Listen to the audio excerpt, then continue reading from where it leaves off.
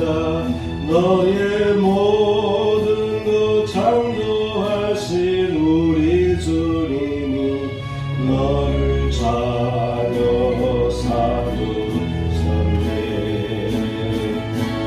하나님 사랑의 눈으로 너를 어느 때나 바라보시고 하나님 인자귀로서 언제나 너에게 기울이시니 어두움에 밝은 빛을 비춰주시고 너의 산을 시름에도 응답하시니 너는 어느 곳에 있든지 주를 향하고 주만 바라볼지라. 주만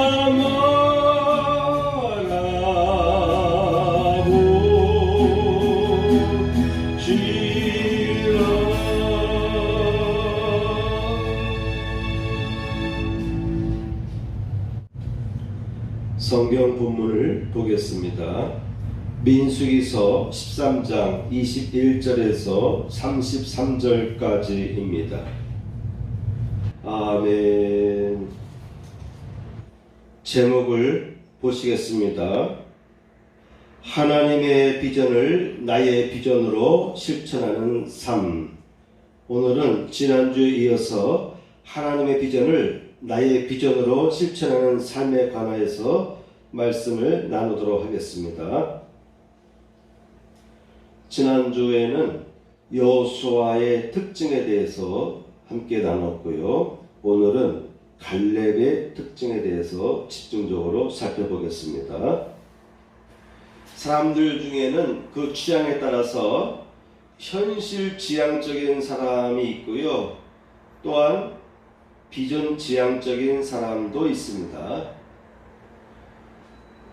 보통 목적지향이라고 하는데 목적이란 말보다는 비전이라는 말을 쓰는 게 더 낫겠어요. 그래서 현실지향적인 사람과 비전지향적인 사람이 있다라고 볼 수가 있습니다.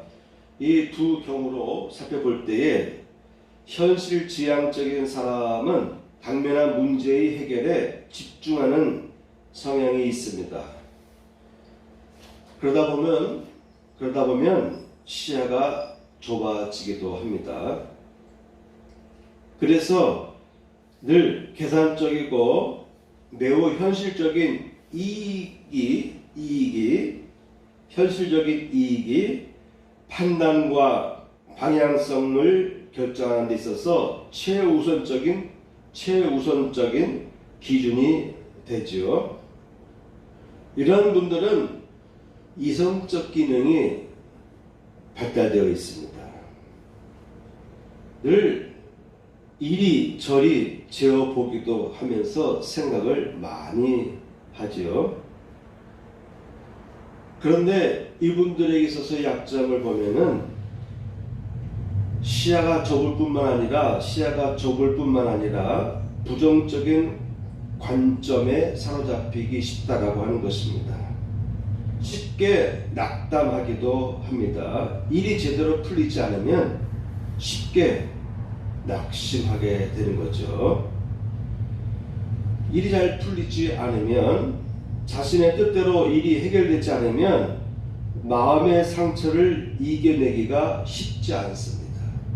현실적인 문제에 집중하고 현실적인 문제를 나는 해결할 수 있다라고 생각해서 현실 문제의 해결에 집중하지만 막상 현실적인 문제를 넘어서지 못할 때 그 현실적인 문제가 너무 커서 감당할 수 없게 되면은 역으로 마음의 상처를 갖게 됩니다. 그 마음의 상처는 이겨내기가 보통 쉽지가 않습니다. 비전적인 사람, 비전지향적인 사람의 특징을 보게 되면은 일단 어떠한 문제를 만나든지 긍정적으로 보는 시각이 있습니다. 무엇이든지 긍정적으로 보려는 마음을 갖게 되는 것이죠. 그리고 항상 그런 사람들은 희망을 바라봅니다. 어려움이 닥쳐도 희망을 떠올리게 되고 희망을 품게 됩니다. 여러분, 비전을 품게 되면요, 목표가 있는 사람, 비전을 품는 사람은요, 현실을 뛰어넘는 역동적인 힘을 얻게 됩니다. 역동적인 힘을 얻게 됩니다. 그리고 마음의 상처를 쉽게 이겨낼 수가 있게 됩니다. 현실 너머에 희망이 보이기 때문에 현실은 계속해서 내 마음을 향해서 화살을 쏘고 마음의 상처를 그어내지만은 한편에 현실 너머에 희망이 보이기 때문에 현재의 자신의 마음의 상처가 심각하게 임하고 있음에도 불구하고 그 상처를 쉽게 이겨나갈 수 있는 능력을 갖게 됩니다. 이런 분들은 추진력이 있고요, 매사에 적극적이고 열정적으로 대처하면서 일들을 처리해 나가죠. 그런데 이런 분들에게도 약점이 있습니다. 잘못된 것을 무시하고 자신의 꿈, 자신의 목적, 자신의 비전을 향해서만 전진하려고 하다 보면은 잘못된 것을 보지 못하는 경향이 있습니다. 그래서 계속해서 미래로만 나아가려고 하는데 이미 잘못된 현실적인 문제들을 제대로 파악하지 않고 어떠한 뜬구름 같은 비전만을 붙잡고 나아가려고 하다 보니까 한참 나가고 나서 뒤돌아보면은요, 여러 가지 문제들이 발생하기 시작합니다. 그런데 이 두 유형은요, 서로 상호 긴밀하게 보완되면서 추진되어야 되는 것이죠.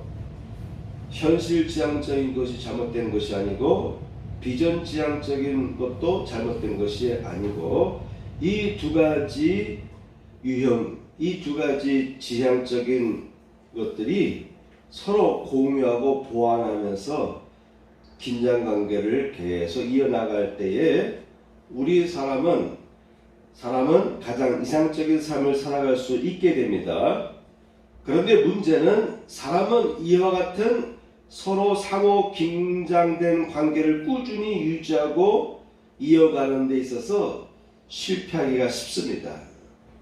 이 관계를 잘 유용하게 활용할 수 있는 것은 인간의 입장에서 볼 때, 인간의 성향으로 볼 때 그렇게 쉽지가 않다고 하는 것이죠. 여러분은 어떤 유형의 스타일을 갖고 있을까요? 여러분은 어떤 유형의 스타일이라고 생각하십니까?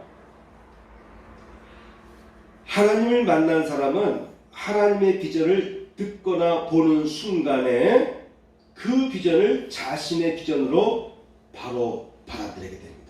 마음에 품게 됩니다.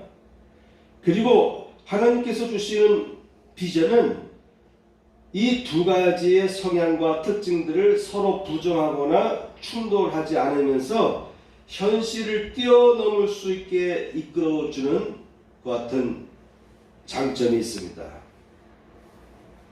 현실을 뛰어넘을 수 있게 이끌어줍니다.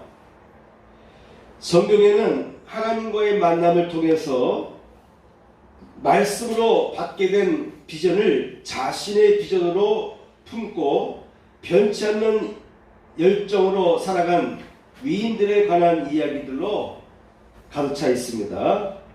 그런데 하나님의 비전은 주로 태평할 때 주어지지 않는다고 하는 것입니다. 태평할 때 주어지지 않는 경우가 많습니다. 오히려 개개인, 집단, 국가와 민족이 큰 어려움에 직면하여서 힘들어할 때에 하나님의 비전의 계시가 주어지곤 하는 것이죠.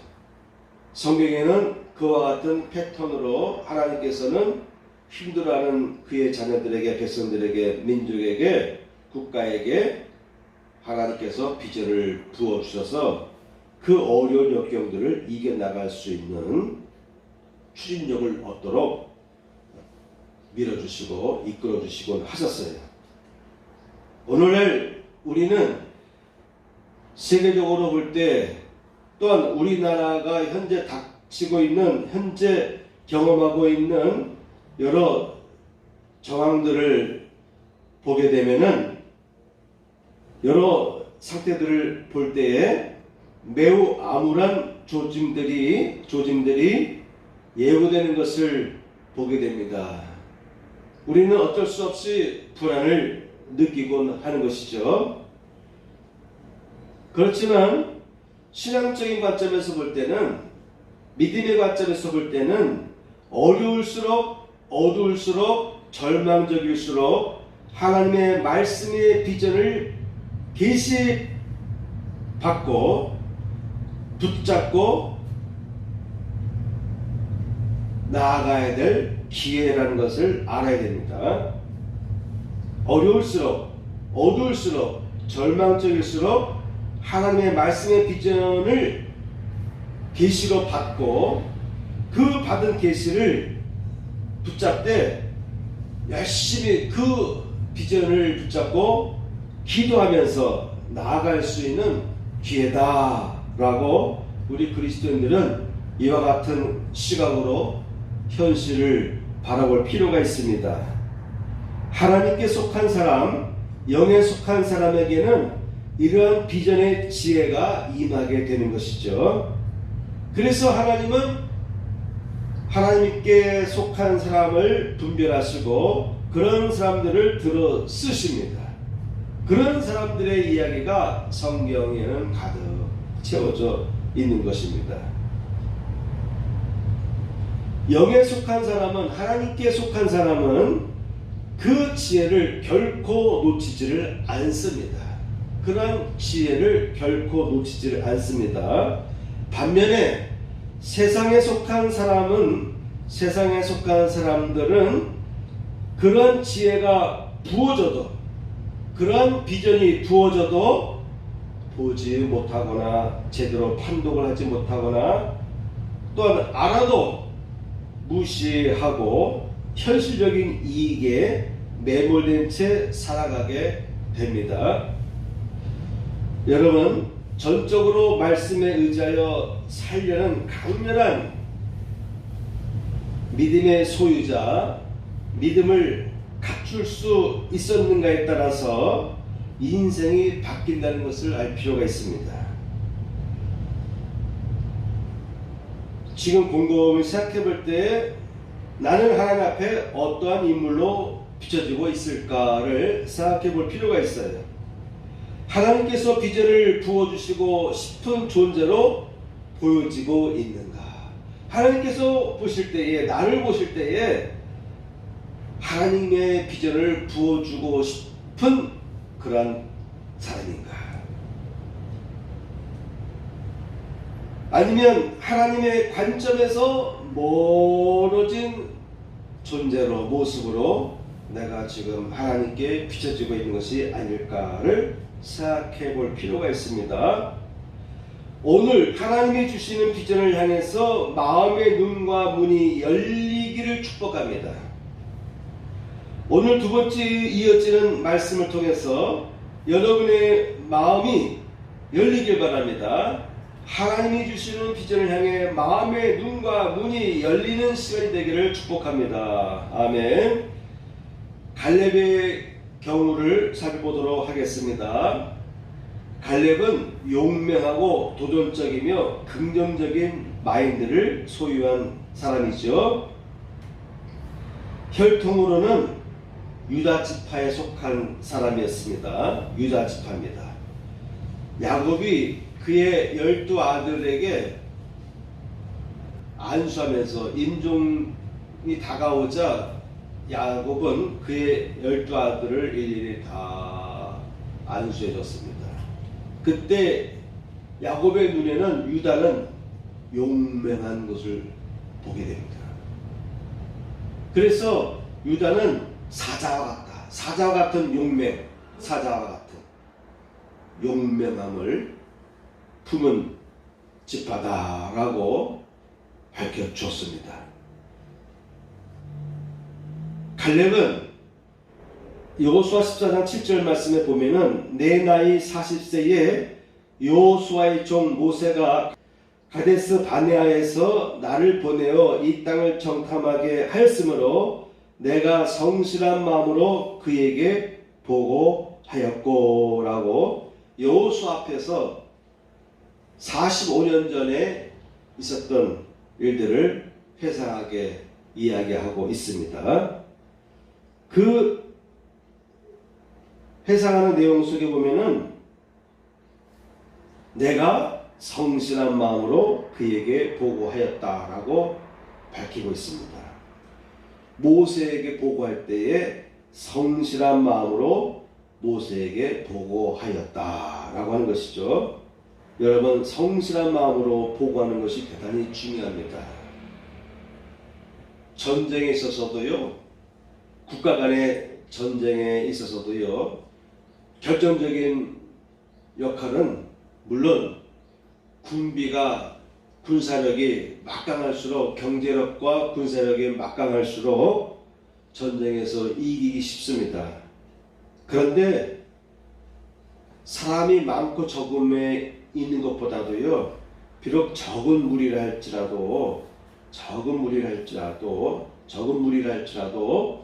큰 무리와 싸워 이기는 경우를 우리는 쉽게 봅니다. 요즘 TV에서 방영되고 있는 드라마 거란과 고려의 전쟁에 나오는 인물들 보면은 비록 적은 수의 군사들을 갖고 있으면서도 40만, 20만 거란군들이 더 이상 남하지 못하도록, 더 이상 수도로 진격하지 못하도록 막아서는 장수가 나오죠. 그 외에 여러 장수들이 나오는데 위급한 상황에서 그들은 치고 빠지면서 유리한 자리를 선택하고 때에 따라서는 거짓 정보를 흘리고 또한 계속 정탐꾼을 보내서 상대방을 정확하게 파악하고, 정탐꾼의 역할이 대단히 중요합니다. 상대방을 정확하게 분석하고 파악하고 그리고 돌아와서 지휘관에게 그대로 전달하는 것이 중요하죠. 파견 나가서 자기 생각대로 느끼고 판단해서 가보니까 상대방이 별로 신경 쓰고 있지 않네, 상대방 진영이 별로 제대로 훈련된 군대가 아니네 등등 얕잡아 볼 수도 있고, 또한 역으로 너무 상대방을 무섭게 볼 수도 있는 거예요. 크게 볼 수도 있는 것입니다. 그래서 전쟁을 할 때는 서로 상대방을 알아야 되고, 또한 상대방을 향해서 거짓 정보를 자꾸 흘려야 됩니다. 그래서 들려온 정탐꾼들에 의해서 들려온 여러 가지 이야기들을 취합해서 제대로 분석하고 그 상황에서 정확한 전략을 세워서 추진해 나갈 때 비록 숫자는 적어도 많은 군대를 이길 수가 있는 것이죠. 요즘에 보면은 가짜 뉴스로 인해서 많은 문제가 발생하고 있습니다. 오늘날 시대에 어떻게 가짜 뉴스들이 판을 칠 수 있을까라고 생각하는데, 요즘에 우리나라의 내적인 상황을 보게 되면은 많은 문제들이 가짜 뉴스와의 싸움을 벌이고 있는 것 같아요. 서로 다른 내용을 전하고 있습니다. 듣는 사람 입장에서 보면은 그들이 전하는 메시지에 대해서 그대로 믿을 수밖에 없도록 겸허하게 전하고 있기 때문에 문제는 피해가고 다른 것을 보게 만드는 것 같은 가짜 뉴스들이 판을 치고 있는 것이 오늘 우리 주변에서 벌어지고 있는 현실이라고 볼 수가 있습니다. 그래서 뉴스를 듣더라도 이 뉴스가 제대로 된 뉴스인지 아닌지를 분별하는 판단력이 대단히 필요한 시대에 우리는 살아가고 있습니다. 갈렙은요, 성실한 마음으로 모세에게 보고했습니다. 현실 자체, 사실 자체, 현상 자체를 자신의 취향이나 자신의 것을 가미하지 않고 있는 그대로 모세에게 성실하게 보고하였다라고 하는 것입니다. 사람의 기본이 잘못되면 문제가 되는 거예요. 성실함으로 보고해야 됩니다. 보고하더라도 성실함으로 보고해야 됩니다. 성실하지 못하면 제대로 문제를 파악하지 못하고 수학 겉핥기식으로 문제를 파악해서 보고하기가 쉽습니다. 여러분, 성실하게 보고하는 것이 대단히 중요하다고 하는 것입니다. 세 번째는 갈렙은 충성의 마음이 있었습니다. 충성심이 있었습니다. 여호수아 14장 8절에서 9절 말씀을 보게 되면은 나와 함께 올라갔던 내 백성들은 백성의 간담을 높게 하였으나 나는 내 하나님 여호와께 충성하였으므로 그날에 모세가 맹세하여 이르되 내가 내 하나님 여호와께 충성하였은즉 내 발로 밟는 땅은 영원히 너와 내 자손의 기업이 되리라 하였나이다 라고 갈렙이 여호수아에게 고백하였습니다. 모세도 인정한 것이죠. 내가 갈렙 너는 너의 하나님 여호와께 충성하였다. 충성하였은즉 너의 발로 밟는 땅은 영원히 너와 내 자손의 기업이 되리라 라고 모세가 선포했던 것입니다. 이와 같이 갈렙의 특징은, 세 번째 특징은 충성심이 있었다라고 하는 것이죠. 민수기 32장 12절 보면, 민수기서 32장 12절 말씀에 보면은 그러나 그나스 사람 여분네의 아들 갈렙과 눈의 아들 여호수아는 여호와를 온전히 따랐느니라. 여호수아도 마찬가지고 갈렙도 마찬가지입니다. 여호와를 온전히 따랐느니라. 시대가 혼란할수록, 시대의 전망이 암울할수록 우리는 하나님을 바라봐야 됩니다. 하나님과 깊은 교제를 갖는 것이 중요합니다. 하나님 앞에 온전히 따라가는 그 같은 자세가 대단히 중요하다고 하는 것입니다. 네 번째, 갈렙은 비전을 품은 사람이었습니다. 그날에 모세가 맹세하여 이르되 내가 내 하나님 여호와께 충성하였은즉 내가 내 하나님 여호와께 충성하였은즉 내 발로 밟는 땅은 영원히 너와 내 자손의 기업이 되리라 하였나이다. 갈렙은 가나안 땅에 가서 여러 지역을 같이 정탐을 하였는데 헤브론 지역을 정탐하였습니다. 그곳에는 신장이 장대한 사람들이 살고 있었어요. 아낙 자손입니다. 그럼에도 불구하고 갈렙의 마음에는 이 땅을 내가 차지해야 되겠구나. 하나님의 말씀대로 과연 이 가나안 땅은 젖과 꿀이 흐르는 땅이구나. 비록 이 지역에 살고 있는 사람들은 장대한 사람들이지만 거인족들이 거하고 있는 땅이었지만 그러나 그 땅을 보니까 탐이 나는 거예요. 그래서 하나님께서 젖과 꿀이 흐르는 땅을 주신다고 했으니까 하나님께서 주신 그 비전을 자신의 비전으로 품고서요, 이때 모세가 한 말, 내 발로 밟는 땅은 영원히 너와 내 자손의 땅이 내 자손의 기업이 되리라 한 이 말씀을 붙잡았습니다. 모세가 허락해줬던 이 말씀을 갈렙은 마음속에 품었습니다. 그는 그가 다녀왔던 40일 동안 다녀왔던 땅 중에 자신이 봤던, 자신이 느꼈던 그 땅, 아, 과연 이것은 적각골이 흐르는 땅이구나 라고 느꼈던 헤브론을 자신의 비전으로 품었습니다.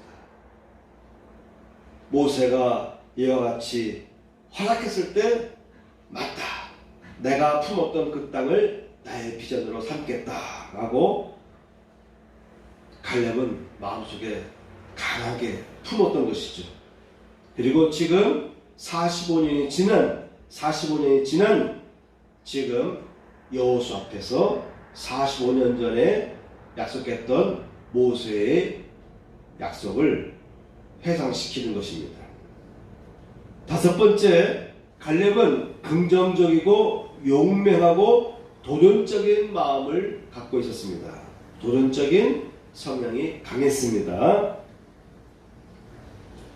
이스라엘이 광야에서 방황한 지 45년 동안을 여호와께서 말씀하신 대로 나를 생존하게 하셨나이다. 전쟁 중에 다른 사람들은 다 죽어나가는데 여호수아 갈렙은요 죽지 않았습니다. 생존하였습니다. 온갖 전투에서 위급한 상황에서도 그들은 생존할 수가 있었습니다.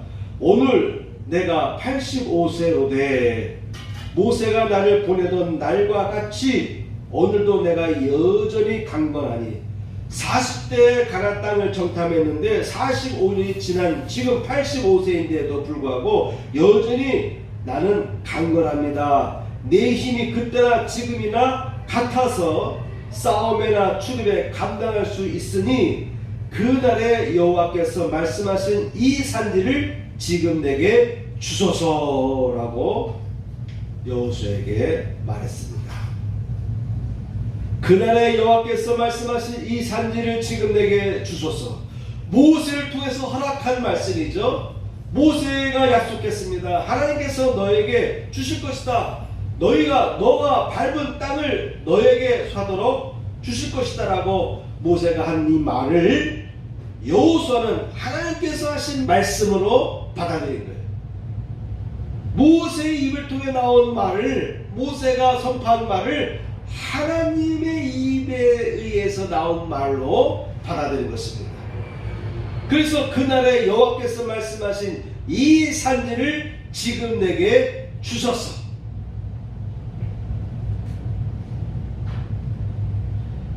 여호수아 15장 13절 말씀에 보면은 여호와께서 여호수아에게 명령하신 대로 여호수아가 기랏 아르바 곧 헤브론을 유다 자손 중에서 분깃으로 여분네의 아들 갈렙에게 주었으니 아르바는 안악의 아버지였더라.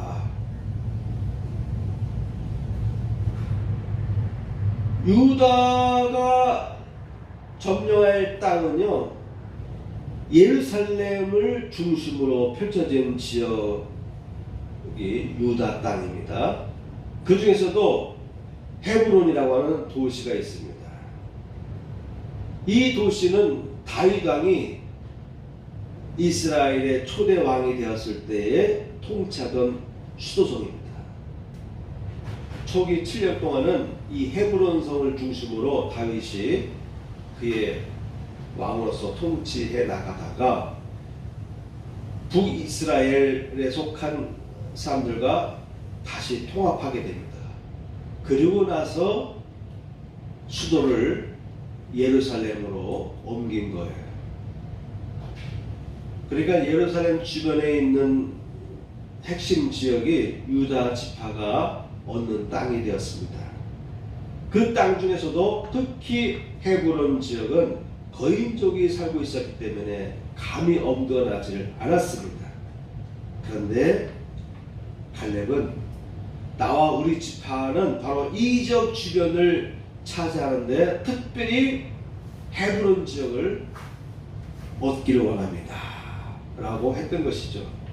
그것은 거인족 중에서도 가장 장대했던 아낙이라고 하는 사람이 살고 있던 그와 같은 성입니다. 그와 같은 지역입니다.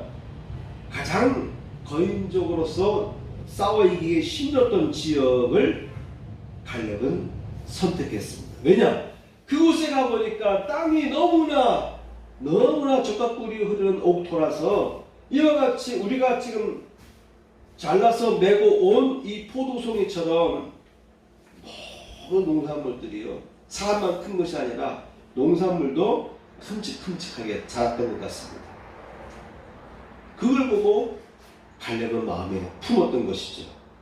비록 거인족이라 할지라도 그것을 넘어서는 긍정적인 그리고 용맹함과 도전적인 마음으로 헤브론을 선택하였던 것입니다.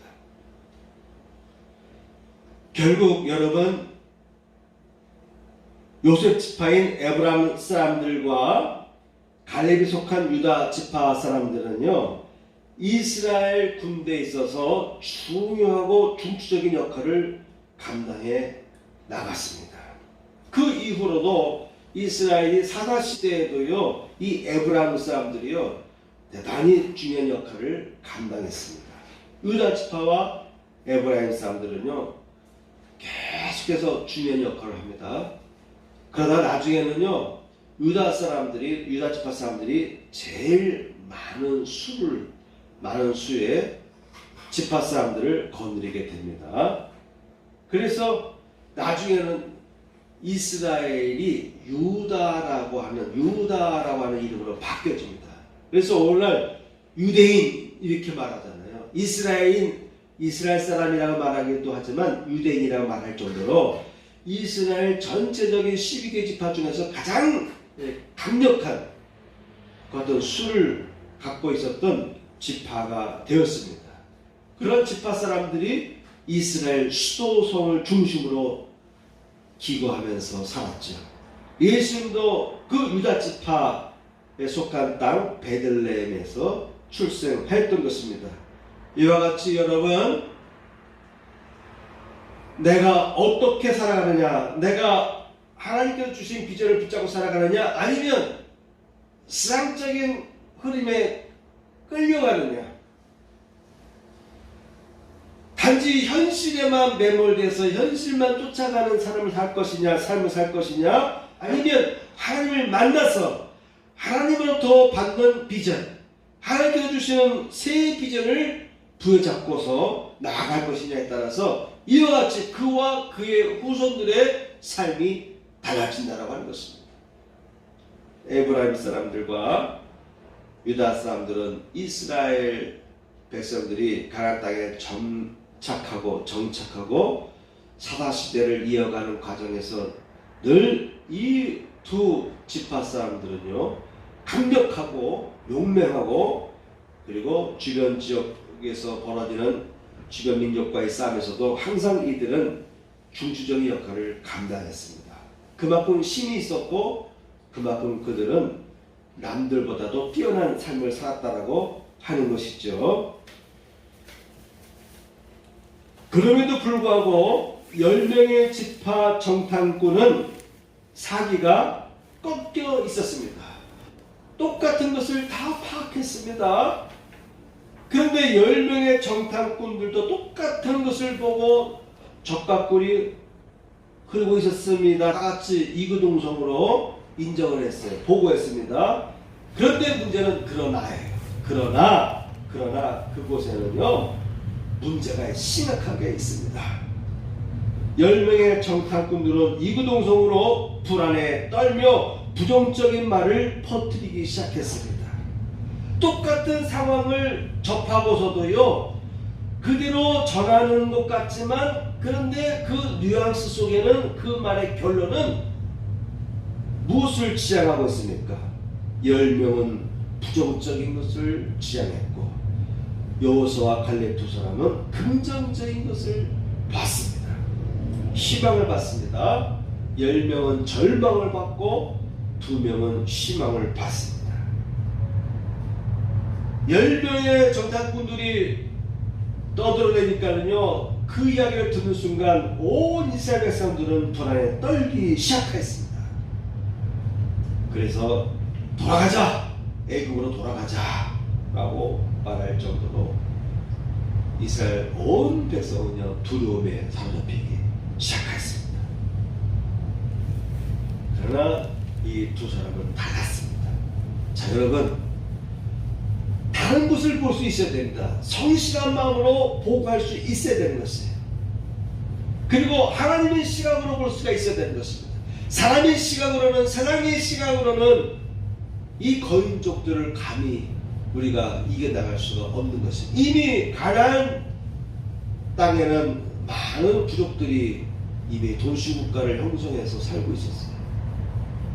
떠돌이 백성인 우리가 어찌 그 이미 정착하고 견고한 성을 갖추고 군대를 갖추고 왕권이 잘 잡은 그와 같은 지역을 점령할 수 있을까라고 부정적으로 봤지만, 그러나 이 두 사람은요, 하나님의 시각으로 하나님이 주신다면, 하나님이 우리와 함께 한다면 우리는 능히 그 땅을 정복할 수 있습니다라고 하는 긍정적이고 도전적이고 용맹한 마음으로 사람들을 안정시키기 시작했습니다.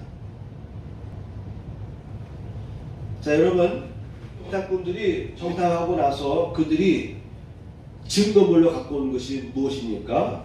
포도 가지입니다. 포도 송이가 달린 가지였습니다.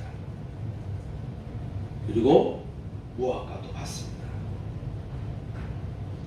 이 포도를 가지고 올 때 보면은 두 사람이 어깨에 맸다라고 표현되어 있어요. 서술되어 있습니다. 얼마나 컸는지 포도 가지를 가지고 오는데 두 사람이 어깨에 메고 왔다. 여러분, 이 두 사람은 누구일까요? 성경에는 이 두 사람에 대해서 밝히고 있지 않습니다. 그런데 왜 하필이면 두 사람일까요? 10대 2. 아마도 저는 이 어깨에 메고 온 두 사람은 여호수아와 갈렙이었을 것이다 라고 저는 추측합니다. 신앙적인 사람은 내가 이 포도송이, 이 큼지막하게 달고 맛있고 큼지막하게 익은 이 포도송이를 가지고 가야 되겠다. 이 증거물을 가지고 가서 보여줘야 되겠다. 우리 눈으로 본 것을 그대로 말로 표현하기에는 역부족이다. 이 증거물을 가지고 가야 되겠다라고 생각했기 때문에 그들은 정탐하러 나가다 돌아오는 과정에 그냥 쉽게 올 수도 있었지만은 포도송이 가지를, 포도송이가 달려있는 가지를 어깨에 메면서 돌아왔어요. 힘들죠. 가서 본 것을 말로 전해도 되는데 왜 이들은 구태여 어깨에 메고 왔을까요? 그가 속한 백성들에게 확증으로 보여주지 않으면 안 되겠다. 우리가 점령해야 될 땅들은 이미 정착민들이 정착해 있고 쉽게 정복할 수 있는 것은 아니기 때문에, 그렇기 때문에 그들에게 하나님께 주신 비전을 보여줘야 되겠다. 확증시켜줘야 되겠다. 그래서 이 두 사람은 어깨에 메고 온 거예요. 힘들죠. 어깨 메고 오려니까 얼마나 힘들겠습니까? 그러나 이들에게는 사명이 있었어요. 하나님께 주신 비전을 나의 동포들, 나의 민족들과 같이 공유하기를 원했던 것입니다. 이 포도송이를 본다면 그 지역에 살고 있던 거주민들, 거주하고 있던 민족들, 강한 도성들, 강한 그들의 군사력, 또한 장대한 거인족들이 살고 있던 여러 지역이 분포해 있었는데, 그런 제약적인 조건들에도 불구하고 하나님의 희망을 볼 것이다. 그래서 이 두 사람은 어깨에 메고 오는 것을 결정했던 것 같아요. 야, 이거 우리만 봐서 안 되겠다. 같이 봐야 되겠다. 그래서 저는 이 두 사람은 여호수아와 갈렙이었을 것이다 라고 저는 추측합니다. 부정적이고 피해의식에 사로잡힌 사람의 보고를 여러분 들어보시기 바랍니다. 민수기서 13장 28절에서 29절 보면은, 그러나 그 땅 거주민은 강하고 성읍은 견고하고 심이 클 뿐 아니라 거기서 아낙 자손을 보았으며, 이 아낙 자손은 거인족 중에서도 최고가 큰 그 지역의 사람들 중에서도 거인족에 속한 사람들입니다. 거기서 아낙 자손을 보았으며, 성경에는 네피림이란 말이 나와요. 네피림이란 말은 뭐냐면 거인족을 말합니다. 최고가 장대한 사람들. 블레셋에서 다윗과 골리앗이 싸웠잖아요. 이 골리앗 같은 사람들이 네피림입니다. 거기서 아낙 자손을 보았으며, 아말렉인은 남방 땅에 거주하고 헤딘과 여부스인과 아모리인은 산지에 거주하고 가나안인은 해변과 요단가에 거주하더이다. 뭡니까? 이 말은 뭘 말합니까? 이미 어딜 가든지 어느 쪽을 선택하든지, 남쪽을 선택하든지 산악 지역을 선택하든지 해변 지역을 선택하든지 아니면 요단강 지역을 선택하든지 간에 이미 다 거주민들이 정착하고 있다. 그들은 군대를 갖추고 있다. 그들에겐 왕권체제에 의해서 운영되고 있는 도시국가다라고 얘기하는 거예요. 어딜 가나 쉬운 곳은 없다라고 10명의 보고자는 보고하였습니다. 같은 것을 보고서도요, 10명은 부정적인 쪽으로 기울었습니다. 제대로 보고하다가 결정적으로는 부정적인 쪽으로 그들은 방향을 돌렸습니다. 에스겔 골짜기에 이르러 거기서 포도송이가 달린 가지를 베어 둘이 막대기에 꿰어매고 또 석류와 무화과를 따니라. 석류와 무화과도 맛있고 큼직했던 것 같아요. 이스라엘 자손이 거기서 포도를 베었으므로 그곳을 에스골 골짜기라 불렀더라. 에스골 골짜기에서는 포도가 아주 잘 자랐던 것 같아요. 그래서 여러 지역을 돌면서 이 정탐꾼들은 여러 과일들을 수고해 왔습니다. 포도송이와 석류와 무화과. 그때 갈렙이 모세 앞에서 백성을 조용하게 하고 이르되 우리가 곧 올라가서 그 땅을 취하자. 능히 이기리라 라고 선포했습니다. 그러나 그와 함께 올라갔던 사람들은 이르되 우리는 능히 올라가서 그 백성을 치지 못하리라. 그들은 우리보다 강하니라. 갈렙은 이와 같이 도전적이고 용맹하고 진취적이고 긍정적으로 바라보는 것 같은 시각이 있었습니다. 그래서 우리가 올라가자. 그 땅을 취하자. 능히 이기리라.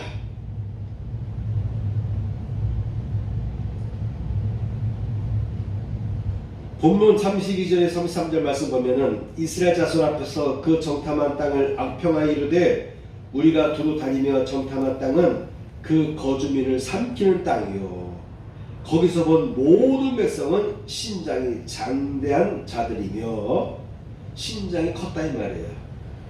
거기서 네피림 후손인 아낙 자손의 거인들을 보았나니 그 지역의 대부분의 사람들은 이스라엘 사람들보다 체격이 컸다 이 말이에요. 유럽 사람들, 특히 저 북반구 쪽에 있는 사람들은 체구가 커요. 그렇죠? 그처럼 체구가 큰 사람들로 이루어진 것 같은 도시국가들인데 그 중에서도 또한 더 큰 거인족이 있다는 거예요. 네피림 후손인 아낙 자손의 거인들을 보았나니 네피림 후손인 아낙이라고 있는 인물이 있는데 그 아낙 자손의 거인들을 보았다.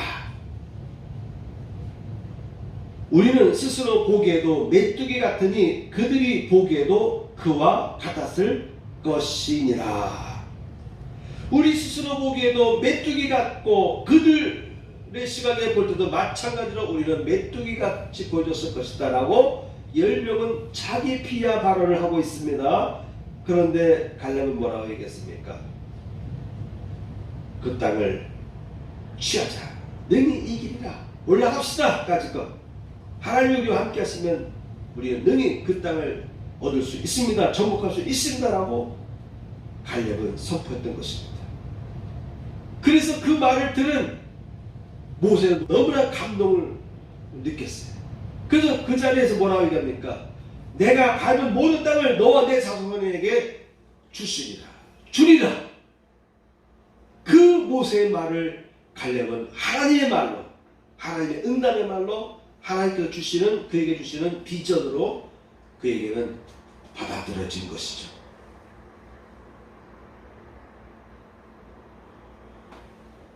이스라엘 지파 중에서 사람 수가 가장 많았던 유다 지파에 속했던 갈렙과 유다 지파 사람들은 같이 여호수 앞에 와서 갈렙을 중심으로 갈렙의 비전을 같이 공유합니다. 그 지역을 우리가 얻겠습니다.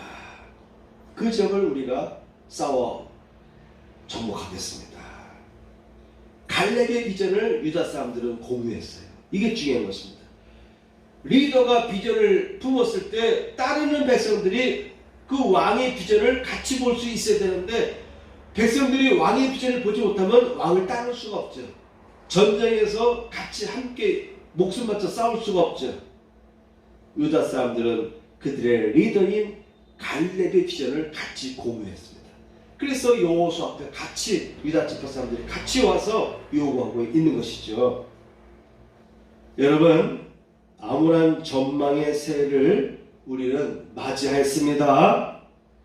여기저기 뉴스들이 홍수로 범람하는 시대에 가짜 뉴스들이 많아서 무엇을 들어야 될지, 어떤 사람들은 땅값이 오를 것이다 라고 하고, 어떤 사람들은 땅값이 급락할 것이라 하고, 어떤 사람은 경제가 좀 나아질 것이다 라고 말하는 사람이 있는 반면, 그렇게 나쁘지 않을 것이다 라고 말하는 사람이 있는 반면, 어떤 사람들은 경제적인 충격이 올 것이다 라고 말하는 사람들이 있습니다. 이런 상황에서 우리는 어떤 뉴스가 제대로 된 뉴스인지, 어떤 뉴스가 사실에 입각한 뉴스인지를 분별해야 됩니다. 생각하지 못한 사람은요, 미련한 사람은요, 그냥 귀에 들리는 대로 끌려가는 거예요. 따라갈 수밖에 없어요. 그러나 우리 크리스찬들은 깨어 있어야 됩니다. 영이 깨어 있어야 됩니다. 내가 가나안 땅에 가보지 않았지만 여호수아와 갈렙이 말할 때 그 말을 받아들일 수 있고, 여호수아와 갈렙이 말하는 말이 제대로 된 하나님의 비전을 전달하는 것이다 라고 분석할 수 있는 시각이 모세에게는 있었어요. 그러나 나머지 백성들은요, 그런 능력이 없었습니다. 그래서 그들 불안에 빠진 것입니다. 우리 크리스찬들은 범람하는 수많은 뉴스 중에서 가짜 뉴스들을 분별해낼 수 있는 능력이 있어야 됩니다. 또한 현실성이 부족하면요, 꿈만 갖고 살아도 안 되는 거예요. 늘 희망, 가능성만 얘기하는 분들이 있어요. 그 가능성 믿고 따라가다가 망한 사람들이 한두 명이 아닙니다. 희망도 좋고 비전도 좋고 현실성도 좋은 것이에요. 현실성을 등한시하고 꿈만 찾아가면요, 그 사람은 항상 꿈만 쫓다가 인생이 끝나기 쉬워요. 늘 실패합니다. 늘 달려갔는데 거기 가니까 그가 얻고자 하는 것이 없어요. 얻고자 할 수 있는 여건들이 하나도 없는 거예요. 또 달려갑니다.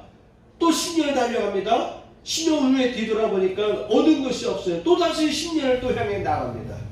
현실적인 것이 기반으로 근거가 되지 않고, 현실적인 것을 고려하지 않고 무조건 비전만 향해서 나가다 보면요, 이와 같이 계속 뜬구름 잡는 삶을 살 수도 있어요. 그래서 하나님은요, 비전을 주실 때 현실적인 것도 무시하지 않게 하십니다.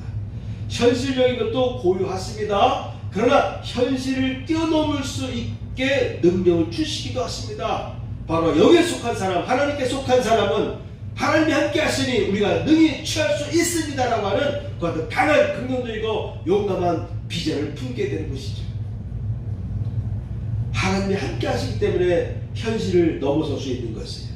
하나님이 함께하지 않으면 현실을 넘어갈 수 없어요. 아무리 꿈만 품고 비전만 품고 나아가도요, 현실을 이겨나갈 수가 없어요. 하나님이 함께 하실 때에만, 하나님께서 함께 하시면 현실도 파악하지만 현실적인 문제도 치밀하게 대비하고 현실적인 위기를 치밀하게 잘 대처해 나가고, 전쟁에서 이기는 비결은 현실적인 여러 가상 시나리오들을 다 분석하고 정탐꾼들의 이야기들을 다 들어서, 어떤 정탐꾼들의 이야기는 보고는 상대방이 이미 거짓적으로 흘린 것이다 라고 하는 것을 또 분석하고 판결할 수 있는 능력이 있어야 됩니다. 그것이 바로 여호수아와 같은 리더십의 사람의 특징인 것이죠. 리더십 있는 사람은요, 많은 정보들을 잘 취합해서 어떤 것이 올바른 것인지를 합리적으로 잘 분별하는 것입니다. 또한 갈렙 같은 사람은 거기에 플러스 하나님의 비전을 갖고 바라보는 것이죠. 똑같은 문제를 할지라도 하나님의 비전의 시각으로 바라보는 거예요. 그때 믿음이 생기는 것입니다. 암울한 전망의 새해를 어떻게 하면 우리가 잘 이겨나갈 수 있을까? 어떻게 하면 나에게 주어진 이 촛대가 옮겨지지 않고 내가 하나님께 귀히 쓰임받을 수 있을까? 성공적인 삶을 살아가려면 이와 같이 여호수아와 갈렙과 같은 승리하는 삶을 그들이 누렸던 것처럼 우리도 그런 삶을 오래 이어가려면 어디서부터 어긋나고 있는지를 파악하는 것이 중요합니다. 어디서부터 잘못되어 있는지를 생각하고 분석하고 파악해서 회개하라, 고치라는 거예요. 그 돌이키라는 것입니다. 그렇지 않으면 너에게 주어진 촛대가 옮겨지리라. 예수께서 에베소 교회를 향해서 경고하신 말씀입니다. 여러분, 내 마음의 어느 부분부터 내가 언제부터 어떤 모습에서 어떤 문제에서 내가 어긋나고 있었는지, 타협하고 있었는지, 내가 등을 돌렸는지, 내가 무시하고 살아왔는지, 하나님의 관점에서 내가 어느 순간 내가 떨어졌는지를 찾아내야 됩니다. 그리고 회개해야 됩니다. 그리고 다시 믿음을 회복해야 됩니다. 이 산지를 내게 주소서 라고 말했던 갈렙의 비전과 도전성을 가지고 우리가 이 암울한 올해 새해도 힘차게 뛰어나갈 수 있기를 축복합니다. 어려움 중에도 하나님 기적을 일으키십니다. 어려움 중에도 하나님께 쓰시는 사람이 있다라고 하는 것이 분명한 것입니다. 어려움 중에도 하나님께서 살려주는 사람이 있어요. 어려움 중에도 하나님께서 유독 강하게 붙잡아 주시고 오히려 더 좋은 곳으로 채워주는 사람이 있습니다. 바로 여호수아와 갈렙 같은 사람. 주변에 있던 같이 정탐하러 갔던 사람은 다 죽었어요. 그러나 이 두 사람만은 생존했습니다. 여호수아는 110세까지 살았습니다. 성경에는 여호수아가 나이가 더 많았는지 갈렙이 더 나이가 많았는지는 모르겠어요. 어떤 분들은 여호수아가 더 나이가 많았을 것이다 라고 추측하기도 하는데, 정확하게 성경에는 누가 나이가 더 많았는지에 대해서 나오지 않습니다. 갈렙은 85세에 그에게 약속된 땅을 선택하고 정복해 나갔다고 하는 것이죠.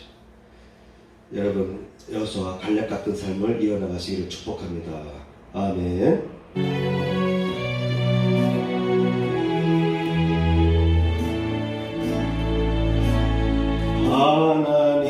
하나님의 사랑을 사모하는 자, 하나님의 평안을 바라보는 자, 너의 모든 것 창조하신 우리 주님이 너를 얼마나 사랑하시는지, 하나님께 찬양과 경배하는 자, 하나님의 선하심을 닮아가는 자, 너의 모든 것 창조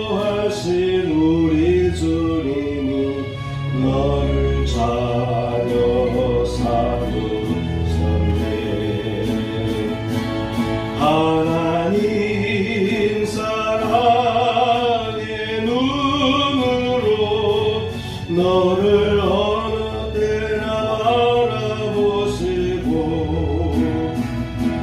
하나님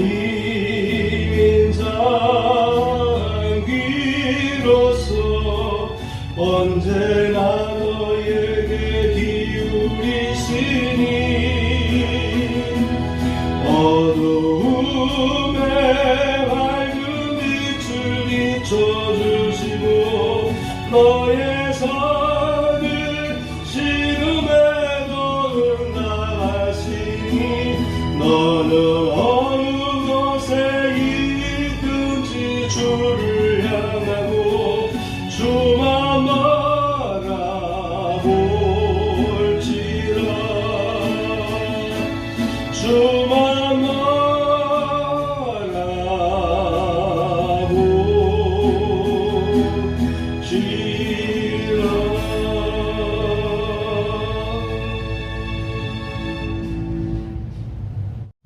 일어나시겠습니다.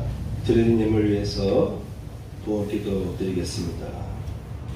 할렐루야. 하나님 아버지, 오늘도 드려진 귀한 예물을 흠양하여 주시고 드려진 그 손길마다 하나님의 은혜로 붙들어 주시고 새 힘을 허락하여 주옵소서. 이제는 우리 구주 예수 그리스도의 은혜와 하나님 아버지의 극진하신 사랑과 성령님의 감동하며 역사하심이 이전에 참여한 성도들 위해 함께 하시기를 축복하옵나이다. 아멘.